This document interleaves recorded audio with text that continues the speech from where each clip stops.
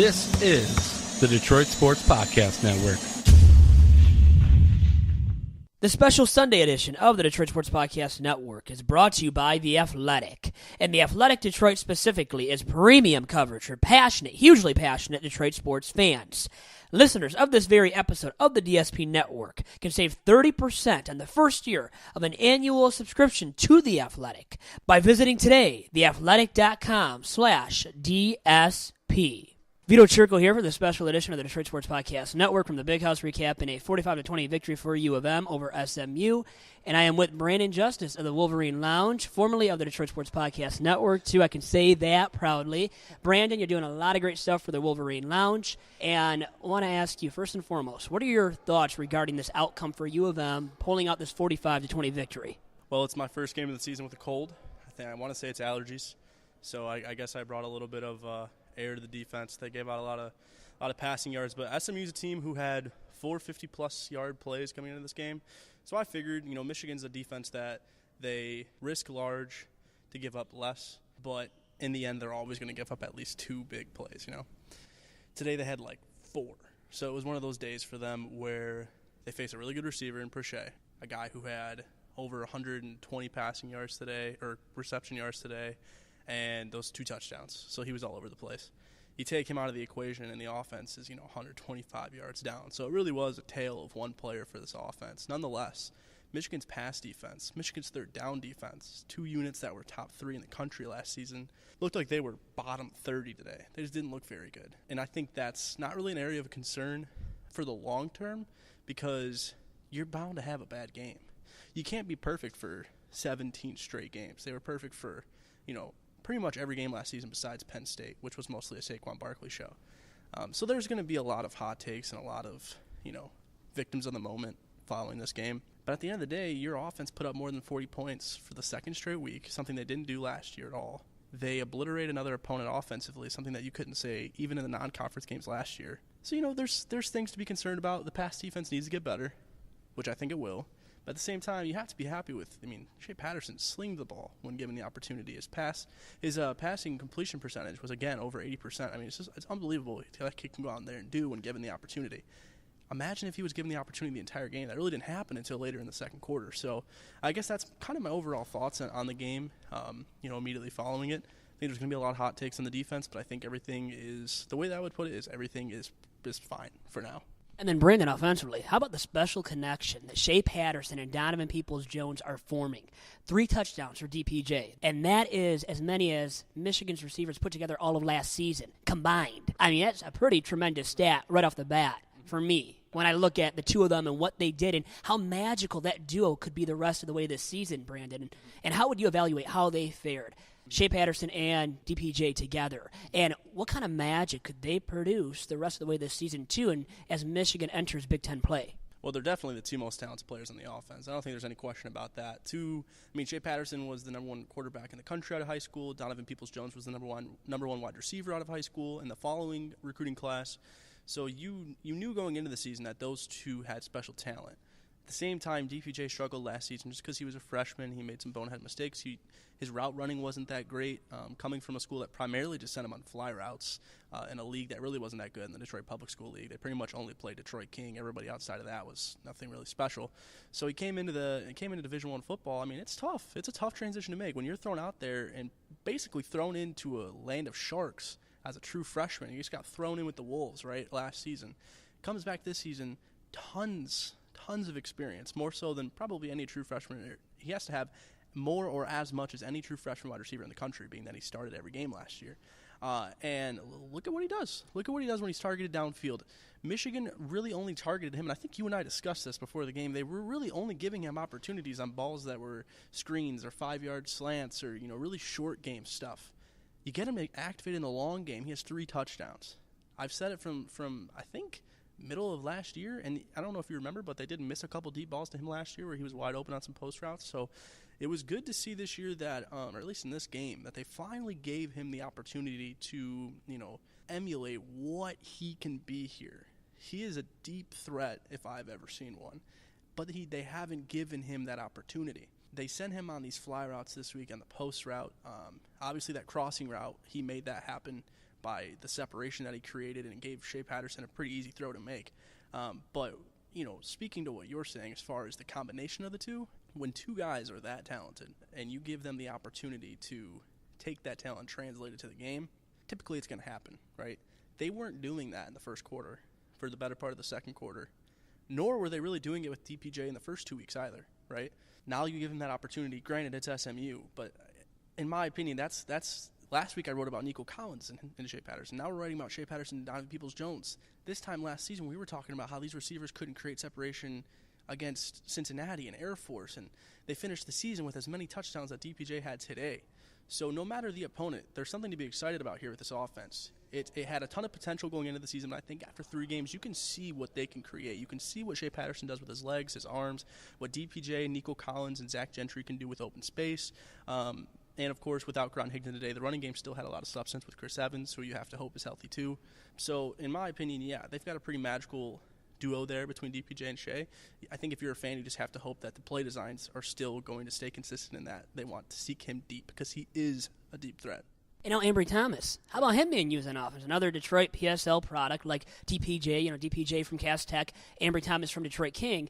Look at him being used as a decoy, maybe more than anything else on offense, but it really helped out the offense today against SMU. Yeah, I mean, just look at that class. That class was just unbelievable, the 2017 class. I mean, how good does it get?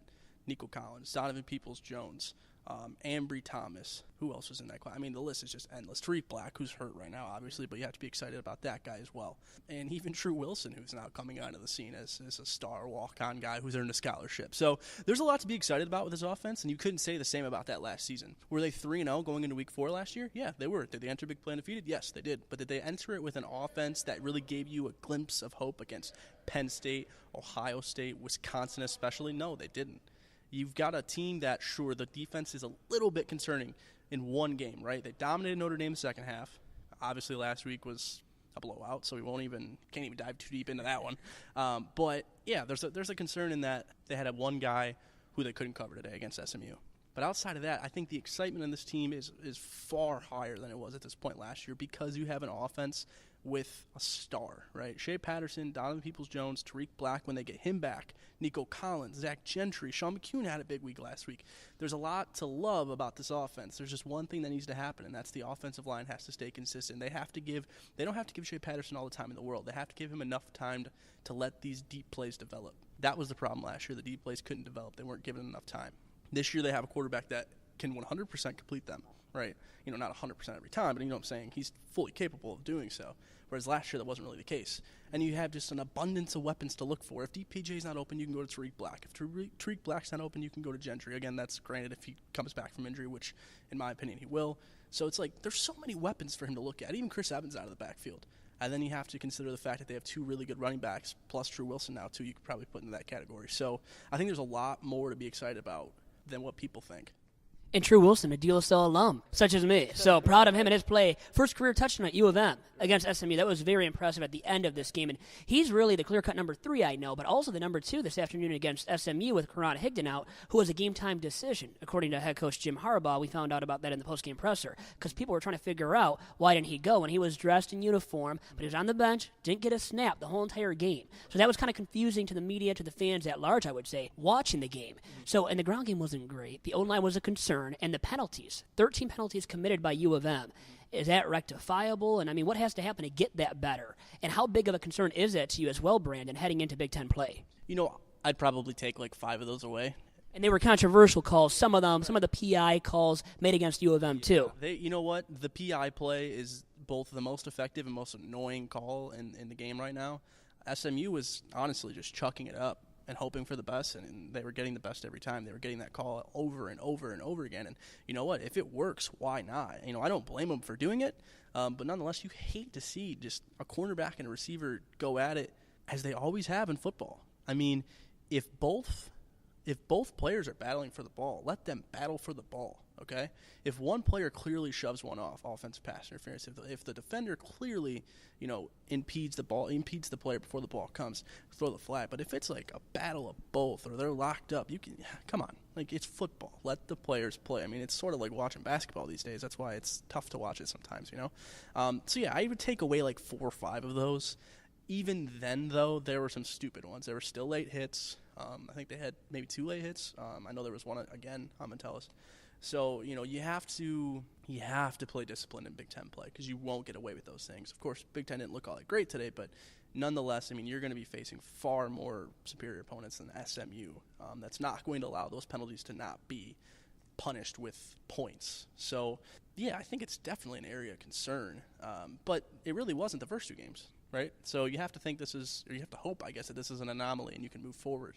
But either way, it's definitely going to be something that resonates in fans' minds. And, yeah, it's obviously a concern, but the best way to go about it is just what else can you do besides discipline the guys? You can't really teach not to be dumb, right? With late hits and false starts and holds and whatnot, it's just they're dumb penalties. They're not really like technique issues. They're not tracking the ball well when it's in the air. The false start, the late hit. The only thing you could really teach from these injuries is the coverage from the corners. They're not tracking the ball well in the air like they did last year. That was why they were so good. Wherever the ball was, they were there first. Now it's more they're looking up trying to find it, and that's not how you play the game. So, yeah, if there's anything to take away from this game, it's that your corners, who were your cornerstone almost of this defense, right? You trust the defensive line, but your corners were so good last year. They just disappointed in that one. They didn't in the first one. They really didn't in the second one either. So, again, you just hope that this game is an anomaly as a fan because the first 2 games there was no concern. This game you walk away with someone on the defense. So, again, you hope this is like a Penn State, except for you won by 25, so it's really not that bad anyways at the end of the day if you look around the Big Ten. BYU waltzes in after losing to Cal and beats Wisconsin. So I think at the end of the day, everything's fine. Michigan's going to find a way to move up 3 spots in the poll this week because of all the losses. And if they beat Nebraska, which they absolutely should based on their loss to Troy, you just got to keep climbing and keep climbing. I hate to sound like Harbaugh, but you just got to take it week by week, right? Week by week, and justice has been served. And with that being said, Brandon Justice of the Wolverine Lounge, thanks for all the time. Great stuff from you, and best of luck the rest of the way at the Wolverine Lounge. Thank you. And that was Brandon Justice of the Wolverine Lounge. Thanks to him once again for all the insight. And also in the postgame presser, I had the chance to speak with both Chase Winovich and Zach Gentry. And Winovich and we discussed where he thinks the defense is going into Big Ten play. And here is that short chat with Chase right now. How ready do you think the defense, though, is for Big Ten play? I think we're ready. I think defensively is it's not the issue. I thought it was just, like I said, penalties that, football, guns don't kill, turnovers and penalties do, and we're going to address those. So it's just something we need to work on, and nobody's perfect. I think you look around the country, I think, every team in college football makes mistakes and got stuff they got to work on.